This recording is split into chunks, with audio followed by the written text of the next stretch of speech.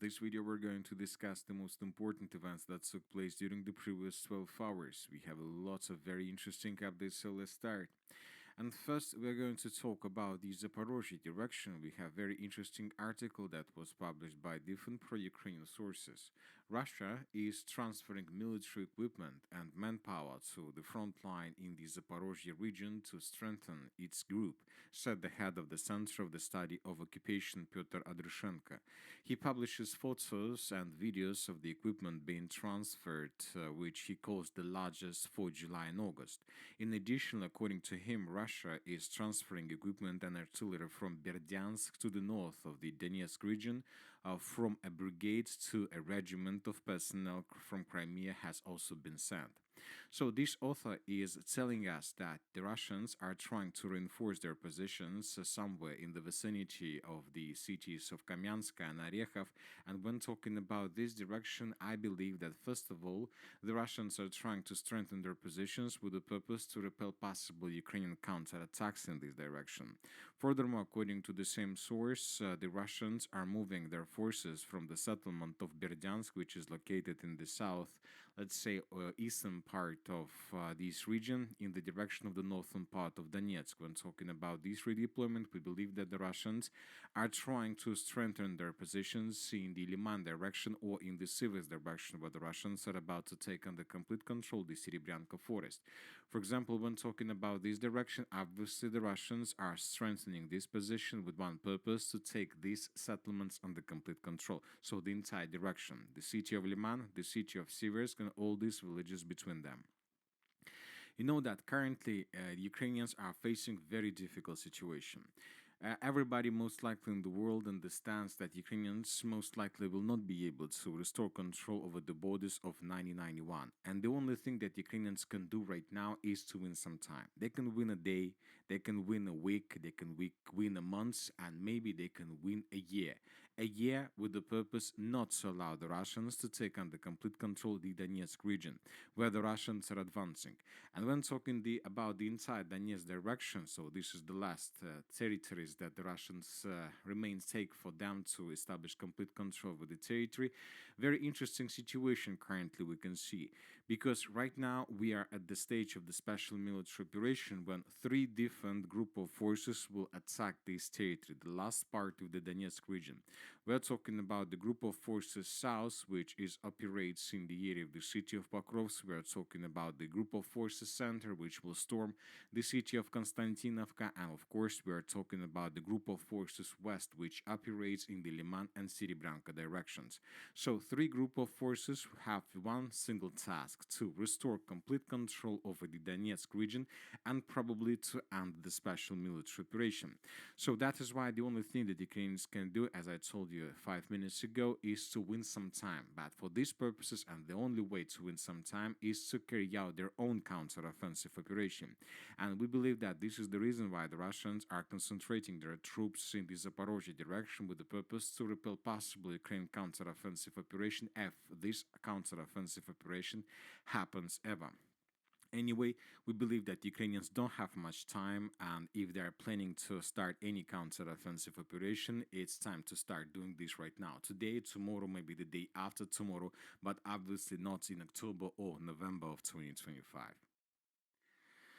Now let's move further and let's discuss additional updates that are coming from the line of combat contact. And first, let's talk about the situation in the area of responsibilities of the group of forces East, where the Russians continue offensive operation in the western part of the Donetsk region. And currently, there are just 3 villages left for the Russians. There is a village of Kamyshevacha, there is a village of Alexandergrad, and there is a village of Andreevka-Klevtsova. Just 3 villages left for the Russians to take the Donetsk region in this part completely. And as you can see, according to geolocations and according to different updates, by the morning of the 11th of August of 2025, the Russians managed to get every single village and to get as close as possible. Currently, the distances between possible range positions and all these villages varies from 1 kilometer probably to, let's say, 2 kilometers, and that's it. So it seems that the Russians have been prepared themselves before the beginning of their final rush, which most likely is going to happen during the next 5 days before the meeting that is going to take place on the territory of Alaska.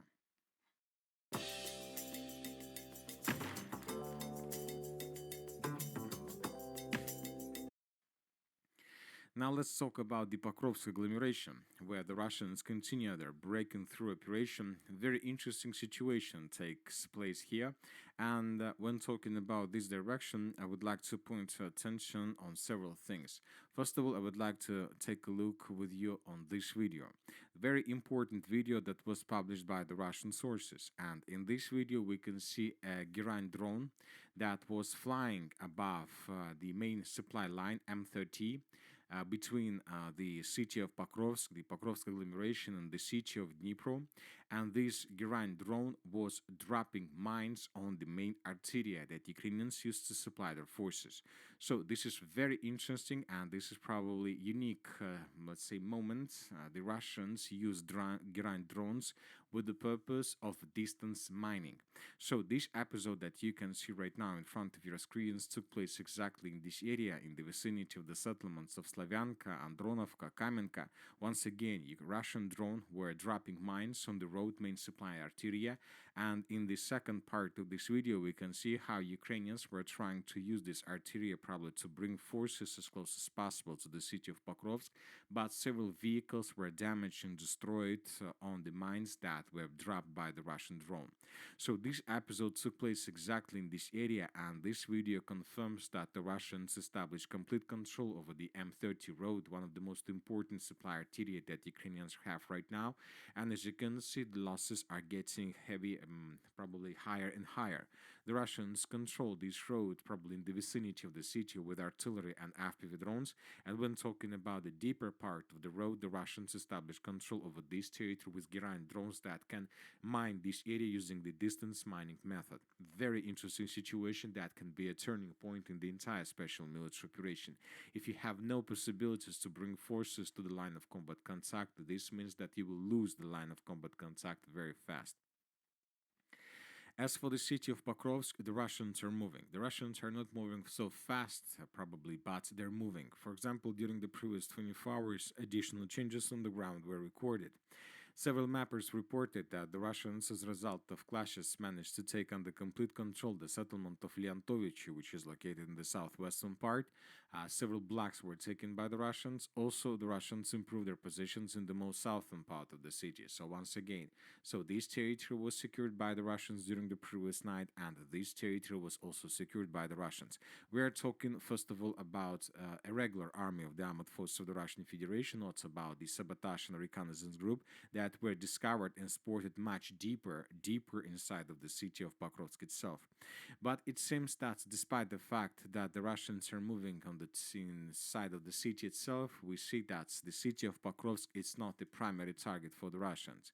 We see that currently the primary target for the armed forces of the Russian Federation is the northeastern part of the Pokrovsk agglomeration. We are talking about this territory that we've been discussing during the previous several days. So today we got additional details that I would like to point to attention. First of all, let's compare the map between the dates. I would like to remind you that just yesterday, pro-Ukrainian resources reported that the Russians managed to improve their position significantly in this direction by taking under control additional territories and by outflanking of the settlement of Novoshakovo, Volne. This information was confirmed both by pro-Ukrainian and pro-Russian resources, and today we got additional changes on the ground provided by neutral mappers. Neutral mappers confirmed Russian breakthrough in this area and adjusted the map once again in Russian favor. So what is the most important about this breakthrough? Once again, more and more sources are saying that indeed the first groups of the sabotage and reconnaissance forces of the armed forces of the Russian Federation managed to get the settlement of Zolotoy Kolodets, which is very important and which is located very far from the line of combat contact, deep inside of the territory of Ukraine, we can tell, deep inside of the Donetsk region. And the main value of this attack is not just that the Russians managed to break through this area. The most important thing is that the Russians managed to get the second defense layer of the entire Donbass. I would like to remind you that since the beginning of the special military operation, the Russians mainly were focused on taking under control all these trenches and fortifications that Ukraine started building in 2014. So as you can see, all these yellow dots, all these yellow lines are trenches, strongholds, and fortifications that were created by the Ukrainians. And this is the first Donbass layer of defense. And during the special military operation, the Russians slowly but step by step were moving through this defense layer. At some point, the Ukrainians realized that they are about to lose this defense layer completely. So that is why in 2014 and 2024, more precisely, the Ukrainians began building the second defense layer of Ukraine. And this defense layer starts somewhere in the Kharkiv direction, in the vicinity of the Pechenegi water reservoir. Then this defense layer goes along the river of Oskol. Then this defense layer enters the Donetsk region and moves to the west and to the north of the main cities, Slavyansk, Kramatorsk, Pokrovsk, and so on. And the thing is that the second defense layer goes exactly along the city, or by the name of not the city, but the village of Zolotoy Kolodez. So this Russian breakthrough that was recorded and published by different sources, by neutral mappers, by pro-Ukrainian resources, and by pro-Russian resources, means that the Russians not just broke through Ukrainian defense, first defense layer, the Russians entered the second defense layer. And the thing is, and the most important thing of this situation is that there is no third defense layer. So the second defense layer is the layer that the Ukrainians are constructing right now. They're trying to build this defense layer right now, and the Ukrainians, according to information we have that we can find from the open source, still haven't managed to finish creation of this defense layer. The Ukrainians haven't managed to finish this creation, and the Russians have already entered this second defense layer, which means that if the Russians are able to move further in the northwestern direction for another 5, let's say, or 10 kilometers, this means that the Russians will be able to bypass the second defense layer completely and to enter operational space, without any defense and fortifications from the Ukrainian side. And this might be probably the biggest or significant breakthrough ever since the beginning of the special military operation. And most likely this is exactly what the Russians are trying to achieve right now. The city of Pokrovsk and the Pokrovsk agglomeration is a very important target, but first priority is to move further in the direction of the defense of the second defense layer, and we see that the Russians succeed. Bliv medlem og få et lettere liv med bil. Lige nu til halv pris på fdm.dk. Now let's talk about the Konstantinovka agglomeration, where the Russians also continue their offensive operation. During the previous 24 hours, additional changes were recorded along N32 road. This is the situation by the end of the 10th of August, and this is the situation by the beginning of the 11th of August. The Russians improved their positions, and it seems that the Russians are planning to attack the settlement of Stepanovka. At least right now, the Russians are trying to outflank, and this is very important. And another important thing is that the Russians are trying to get as close as possible to the city of Konstantinovka from the west itself. So we should expect additional breakthrough of the armored force of the Russian Federation in these fields, also in the northern direction, with the purpose to get as close as possible to the villages of Rozinska, Dovga-Balka, Stepanovka, Mikolapilya, and of course further in the direction of Drushkovka. As for the Kliban-Byk, we have additional changes. We have additional updates, more precisely. First of all, we have this video that was published by the Russian sources. And in this video, we can see close combat between Russian soldiers and Ukrainian soldiers in the area of the village of Katerinovka. 4 Ukrainian soldiers were trying to attack Russian positions on the territory of the settlement, probably something like a counter-offensive operation. But Russians called for help, and FPV drone operators sent several drones that attack Ukrainian stormtroopers and destroy them. So this episode took place exactly in this area, which means that the Russians have control over the village of Katerinovka. Maybe this control is not so strong, but the most important is that the Russians confirm their presence there. Furthermore, the Ukrainians, according to pro-Ukrainian sources, were caught in cauldron in the area of the village of Kliban-Byk. In the village of Klibanbyk, dozens of Ukrainian soldiers were surrounded and are now forced to surrender, the Ukrainian channels write. Klibanbyk is located to the south of Konstantinovka, and its northern outskirts abuts a large reservoir of the same name, as well as the Krivoy Tarets River. It is likely that the road leading to Pleshchevka was cut off by the Russian armored forces, and the Ukrainian armored forces units have nowhere to retreat. So this is exactly what we were talking about during the previous several days. The Ukrainians were caught in cauldron completely on the area of Klibanbyk. They tried to counterattack Russian positions in this area with the purpose to stabilize the situation, but obviously there is no place where the help can come from to support these Ukrainians. At the same time, the Russians continue their offensive operation in the direction of Alexandra Shultine. And today we have additional changes on the ground, as you can see, that were provided by neutral mappers. And these changes are telling us that most likely in coming days, the village of Alexandra Shultino would be also taken by Russians. Another important article was published today by some pro-Russian resources. Today we got report that the Russians reported that it's time for Ukrainians, for civilians on the territory of Konstantinovka, to prepare themselves before the beginning of clashes on the territory of the city itself. So this is an article. This article was published by a very reliable resource who operates in the area of Stupachki Pritiechina, and they stated that Konstantinovka, all civilians remaining in the city should urgently prepare for the start of urban fighting. So, which means that the Russians are planning to enter the city of Konstantinovka most likely from the southeast, from the villages of Alexandra, Shultin, and Pritiechina, and most likely this is going to happen in coming days.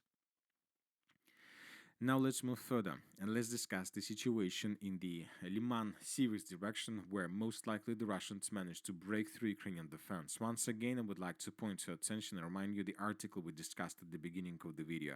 Russia is transferring military equipment and manpower to the front line in the Zaporizhzhia region to strengthen its groups, and also in addition, according to the same source, Russia is transferring equipment and artillery from Berdyansk to the north of the Donetsk region. And during the previous 4 or 5 days, the Russians managed to improve their positions significantly in the area of the city of Serebryanka and in the area of the city of Siversk.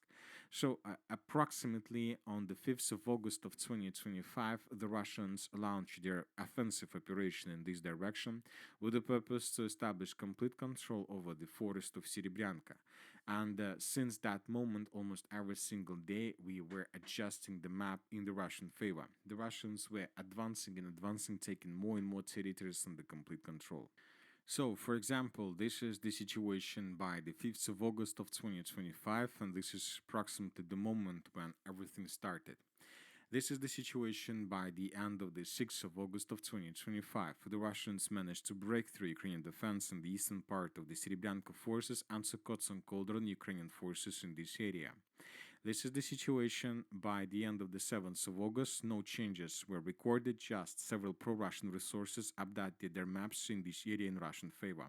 But on the 8th of August, we continue receiving progress on the ground that was recorded by pro-Ukrainian resources. An additional breakthrough was recorded to the southwest of the city of Dibrova. We're talking about this part of the forest. By the end of the 9th of August, we had additional changes on the ground that were recorded by different sources, that were reported, first of all, by pro-Russian resources. By the 10th of August, we have additional breakthrough in this area. The Russians managed to improve their position significantly and to cut and cauldron another additional group of the armored forces of Ukraine. And by the beginning of the 11th of August of 2025, the Russians managed to secure this territory almost completely. Ukrainians currently control just less than 50% of the entire Serebryanka direction. So this is the situation, and these changes, as you can see, were provided by neutral mappers. And that's it for the short video. Military Samurai channel reminds to condemn any violence in the world. Thank you for watching. Subscribe to my channel, put your likes, join my Patreon, and have a good day. Bye-bye.